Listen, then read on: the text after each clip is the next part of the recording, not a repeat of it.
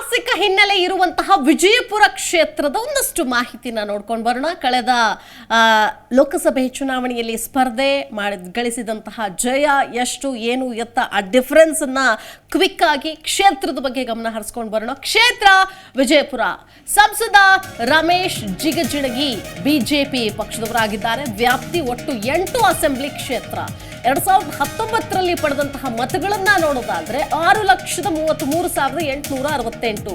ಪ್ರತಿಸ್ಪರ್ಧಿಯಾಗಿದ್ದು ಸುನೀತಾ ಚೌಹಾಣ್ 3,77,362 ಮತಗಳನ್ನ ಪಡೆದುಕೊಂಡಿದ್ರು. ಒಟ್ಟು ಮತದಾರರ ಸಂಖ್ಯೆ ಅನ್ನೋದಾದ್ರೆ 19,19,048 ಒಟ್ಟು ಮತದಾರರು ಅನ್ನೋದನ್ನ ಗಮನಿಸಬೇಕಾಗತ್ತೆ. ನೋಡಿ, ಸ್ವಾತಂತ್ರ್ಯ ಭಾರತದ ನಂತರದಲ್ಲಿ ಕಾಂಗ್ರೆಸ್ ಪಕ್ಷ 8 ಬಾರಿ ವಿಜಯಿಯಾಗಿದೆ. ಬಾಂಬೆ ರಾಜ್ಯದ ಅಧೀನದಲ್ಲಿದ್ದಾಗ 1951ರಲ್ಲಿ ರಾಜಾರಾಮ್ ಗಿರಿಧರ್ ಲಾಲ್ ದುಬೆ ಅವರು ಕಾಂಗ್ರೆಸ್ನಿಂದ ಪ್ರಥಮ ಬಾರಿಗೆ ಆಯ್ಕೆ ಆಗ್ತಾರೆ.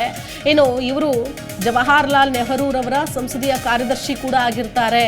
ಸೊ ಹೀಗೆ 1973ರಲ್ಲಿ ಏನು ಮೈಸೂರು ರಾಜ್ಯ ಕರ್ನಾಟಕ ರಾಜ್ಯ ಅಂತ ಮರುನಾಮಕರಣ ಆಗುತ್ತೆ. ಆಗ ಭೀಮಪ್ಪ ಯಲ್ಲಪ್ಪ ಚೌಧರಿ ಅವರು ಕಾಂಗ್ರೆಸ್ನಿಂದ ಆಯ್ಕೆ ಆಗ್ತಾರೆ. ಸೊ ಹೀಗೆ ಅನೇಕ ಇತಿಹಾಸಗಳನ್ನ ಹೊಂದಿರುವಂತಹ ಒಂದು ಲೋಕಸಭಾ ಹೈ ವೋಲ್ಟೇಜ್ ಕ್ಷೇತ್ರ ಅಂತ ಹೇಳಬಹುದು ವಿಜಯಪುರ ಕ್ಷೇತ್ರ. 2019 ಮತ್ತು 2014ರಲ್ಲಿ ರಮೇಶ್ ಜಿಗಜಿಣಗಿ ಅವರು ಭಾರತೀಯ ಜನತಾ ಪಕ್ಷದಿಂದ ಆಯ್ಕೆಯಾಗಿ ಮಂತ್ರಿ ಮಂಡಲದಲ್ಲಿ 2016 ಮತ್ತು 19ರವರೆಗೆ ಕುಡಿಯೋ ನೀರು ಮತ್ತು ನೈರ್ಮಲೀಕರಣದ ಕೇಂದ್ರದ ಮಂತ್ರಿಯಾಗಿರ್ತಾರೆ, ಸೆಂಟ್ರಲ್ ಮಿನಿಸ್ಟರ್ ಆಗಿರ್ತಾರೆ. ಸೊ ಹಾಗಾಗಿ 1999ರಿಂದ ಈಚೆಗೆ ಭಾರತೀಯ ಜನತಾ ಪಕ್ಷದ ಭದ್ರಕೋಟೆ ಆಗಿಬಿಟ್ಟಿದೆ ವಿಜಯಪುರ ಜಿಲ್ಲೆ.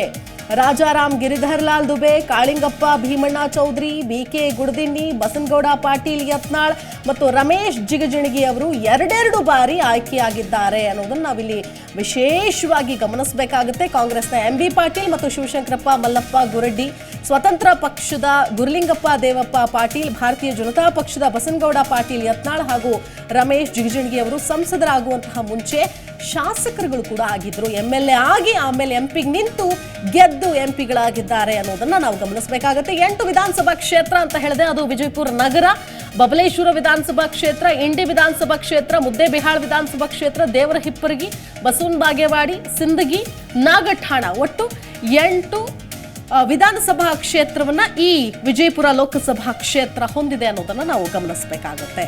ಹಾಗಾದ್ರೆ ಮುಂದಿನ ಹಂತದಲ್ಲಿ ನಾವು ಒಂದಷ್ಟು ವಿಚಾರಗಳನ್ನು ನೋಡಬೇಕಾಗತ್ತೆ. ಸಂಸದರು ಹ್ಯಾಟ್ರಿಕ್ ವೀರ ಅನ್ನುವಂಥ ಒಂದು ಹಿರಿಮೆಯನ್ನ ಏನು ಗಳಿಸ್ಕೊಂಡಿದ್ದಾರೆ ಸಂಸದರು. ಸೊ ಜಿಗಜಿಣಗಿ ಅವರು, ರಮೇಶ್ ಜಿಗಜಿಣಗಿ ಅವರು ಬಿಜೆಪಿಯಿಂದ ಆಯ್ಕೆಯಾದಂತಹ ಸಂಸದರು, ಕೇಂದ್ರ ಮಂತ್ರಿ ಕೂಡ ಆಗಿದ್ರು ಅಂತ ನಾನು ಈಗಾಗಲೇ ಹೇಳಿದೆ. ಇವರ ಸಾಧನೆ ಏನು ಹಾಗಾದ್ರೆ?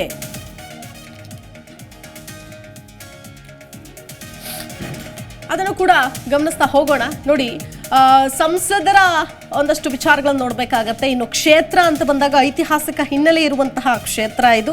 3 ಪಕ್ಷ ಅಂದರೆ ಅದರಲ್ಲೂ ವಿಶೇಷವಾಗಿ 2 ಪಕ್ಷ ಬಹಳ ವಿಶೇಷ ಪಾತ್ರ ವಹಿಸೋದು ಅಂತಂದ್ರೆ ಅದು ಬಿಜೆಪಿ ಮತ್ತು ಕಾಂಗ್ರೆಸ್ ಅನ್ನೋದನ್ನ ನಾವು ಗಮನಿಸಬೇಕಾಗತ್ತೆ.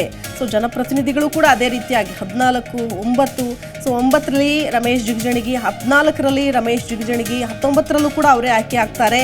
24ರಲ್ಲಿ ಗೆಲ್ಲುವ ವೀರ ಯಾರು? 2004ರ ಲೋಕಸಭಾ ಕ್ಷೇತ್ರದಲ್ಲಿ ಸ್ಪರ್ಧೆ ಮಾಡಿ ಬಸನಗೌಡ ಪಾಟೀಲ್ ಯತ್ನಾಳ್ MP ಆಗಿದ್ರು. ಇನ್ನು 1999ರಲ್ಲಿನೂ ಕೂಡ ಬಸನಗೌಡ ಪಾಟೀಲ್ ಯತ್ನಾಳ್ MP ಆಗಿದ್ರು, ಸಂಸದರಾಗಿದ್ರು. MB ಪಾಟೀಲ್ 1998ರಲ್ಲಿ ಸ್ಪರ್ಧೆ ಮಾಡಿ MP ಆಗಿದ್ರು. ಹೀಗೆ 1996ರಲ್ಲಿ ಬಸನಗೌಡ ರುದ್ರಗೌಡ ಪಾಟೀಲ್ ಅವರು MP ಆಗಿದ್ರು.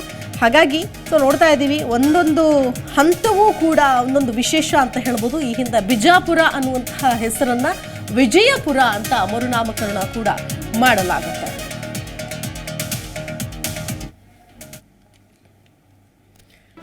ಜಿ ಕನ್ನಡ ನ್ಯೂಸ್ ಈಗ ನಿಮ್ಮ ಮನೆಯಲ್ಲೇ ನೋಡಿ. ಎಲ್ಲ ಕೇಬಲ್ಗಳಲ್ಲಿ ಈಗ ಲಭ್ಯ. Sun Direct 292, Jio TV 1334, U digital 162, city cable 51, GTPL 17, Abhishek cables 821, rock line telecommunication 51, Shri Basaveshwara number 60, Vinayaka digital number 53, in digital number 896ರಲ್ಲಿ. ನಿಮ್ಮಿಸ್ತದ ಜಿ ಕನ್ನಡ ನ್ಯೂಸ್ ನೋಡಿ ಆನಂದಿಸಿ.